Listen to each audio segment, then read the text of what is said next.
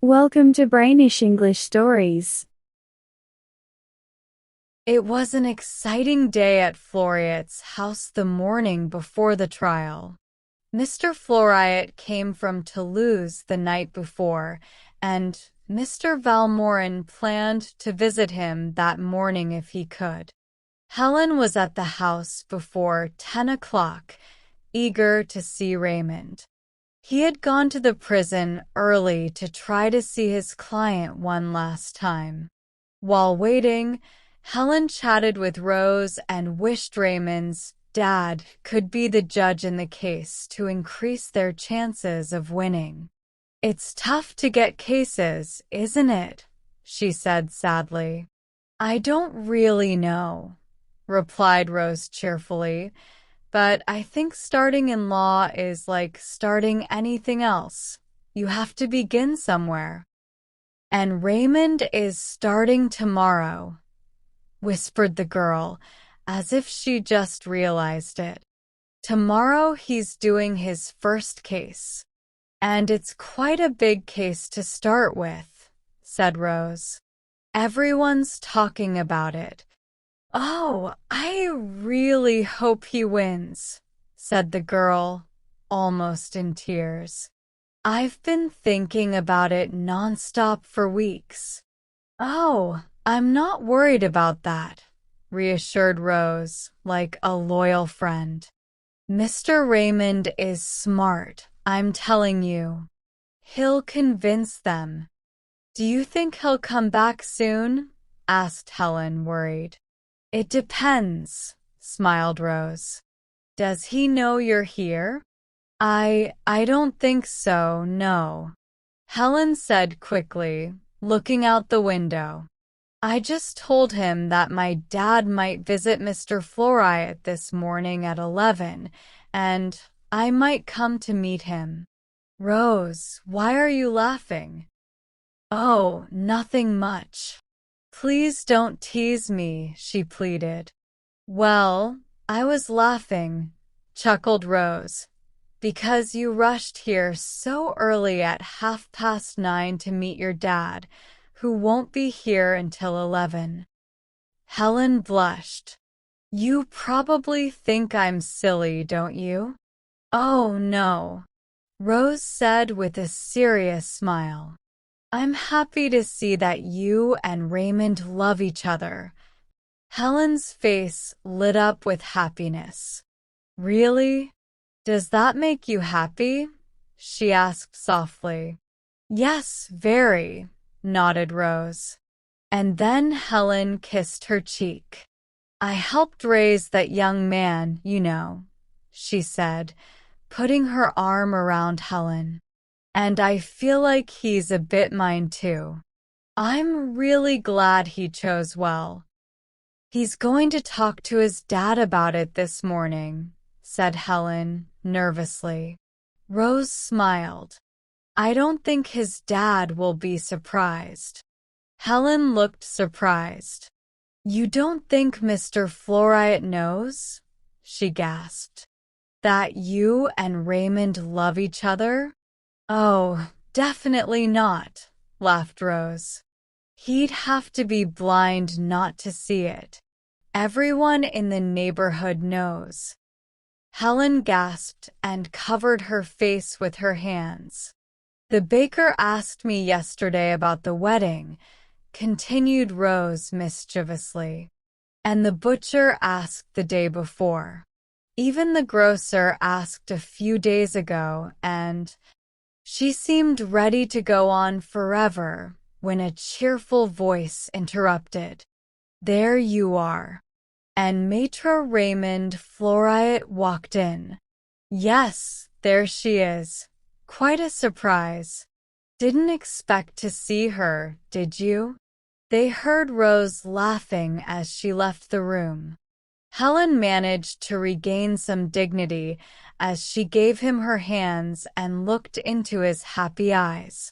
"You didn't expect to see me so early, did you?" she asked. "No, not at all," he laughed. "Maybe that's why I came early too. But seriously, Are you surprised to see me here? He leaned down and gave her a gentle kiss on the lips. No, I'm not surprised, he said seriously.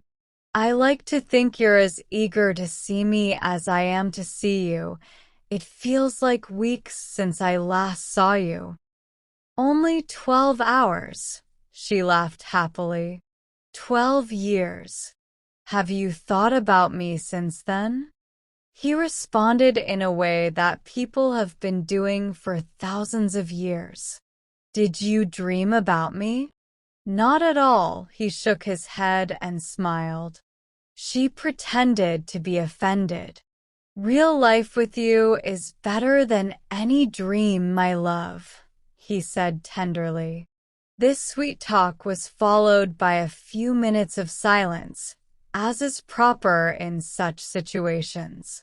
Helen gently moved away. Have you been working hard? She asked. Yes, I got up at 5 this morning to finish my work. I'm all set now. And the trial is tomorrow, she said softly. Tomorrow's the big day, nodded Raymond. And I'll be there to hear you. Of course. But I'll have to find a spot where I can't see you. If I catch a glimpse of you, I might forget what I'm saying, and imagine if I started stuttering and stammering with you there. I'd be mortified.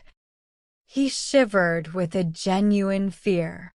And you've decided to talk to your dad today? She asked quietly, after a moment of silence.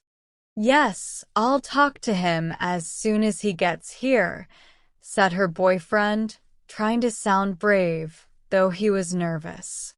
Well, be careful not to get nervous and mess up, she smiled. Rose peeked in the door for a moment. Mr. President is here, she whispered and disappeared. All right, get ready, whispered Helen eagerly as they heard the father's footsteps in the hallway. She was trying not to laugh as her nervous boyfriend quickly moved out of sight from the door. So when Mr. Florriot came and kissed her, he didn't notice his son at first. Good morning, my dear, he said with a gentle smile. Raymond stepped forward and cleared his throat. You could say, good morning, my children, Dad, he suggested uncertainly. If you want, was the smiling reply. And holding each of their hands, he said, good morning, my two dear children. Helen hurried to his desk and came back with a big bunch of roses in a tall vase. I brought you these flowers this morning, sir, she said, looking at him shyly. Mr. President took them with both hands and breathed in their scent. They're almost as lovely as the person who gave them, he said with a gracious bow. Oh, Mr. Florriot, she protested with a blush and a smile. Then, as he turned to put the bouquet on his desk, she whispered to Raymond, I think you should talk to him now. I agree, he whispered back. My dad said he'd come see you around 11, Mr. Florriot, she said as he turned to them again. I'll be happy to see him. I'll go get him, if that's okay, she said eagerly. Mr. President smiled. I'll try not to be too upset, he reassured her. The three of them walked slowly out into the garden. Mr. Florriot found a seat in a small shelter while the young couple moved toward the gate. He pretended to be very interested in the morning paper, but watched them secretly. Instead of going out, Helen stopped behind a big bush where she couldn't be seen, and Raymond came back nervously. He stopped about 10 feet from his dad, opened his mouth twice, but couldn't speak. His father didn't seem to notice him at all. He took another timid step, and then, as the paper rustled, he quickly went back toward the bush where Helen was hiding. Helen came out, shaking with silent laughter, and waved him back with firm gestures. He tried again, but panicked at the last moment. Finally, he approached within earshot and asked nervously, "Is Mr. President very busy?" "Very busy," his father replied without looking up from the paper. Raymond winced a little, then looked up at the sky and muttered sadly, "What a bother." Mr. President looked up in surprise. "Did you want to talk to me?" he asked politely. "Yes," and very seriously. His father stood up with a laugh and put away his newspaper. "For how long?"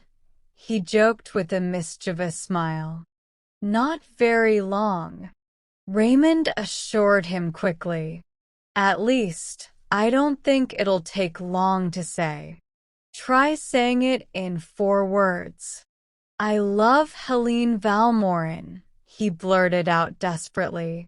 Mr. President stepped back, looking surprised, but his eyes were laughing. "Do you?" he exclaimed. Raymond looked at him doubtfully for a moment, and then understood everything. Did you know?" he asked sheepishly. His father burst into laughter.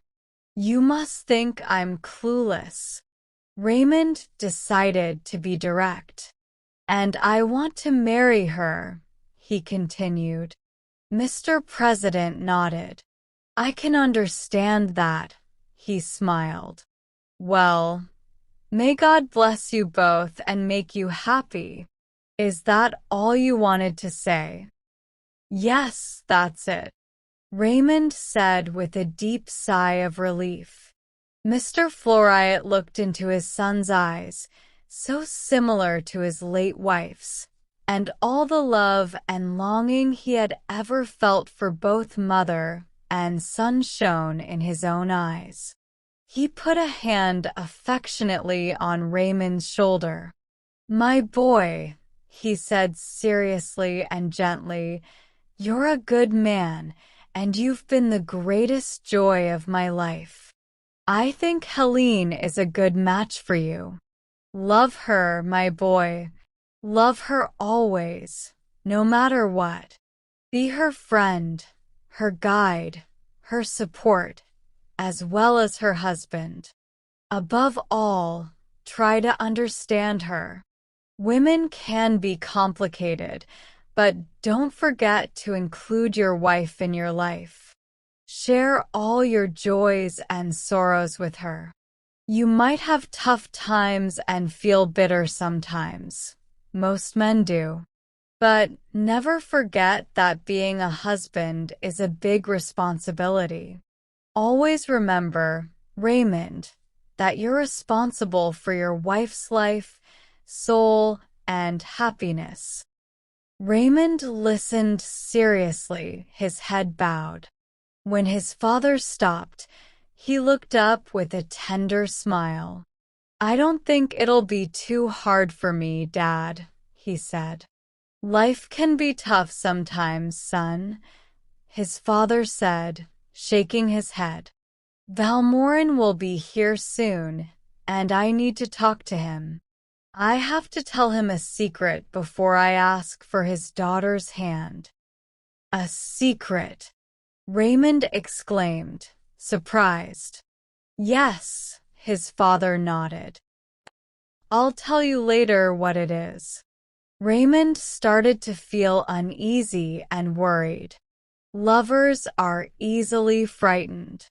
"Your secret won't make him say no, will it?" he stuttered. "No," his father laughed lightly.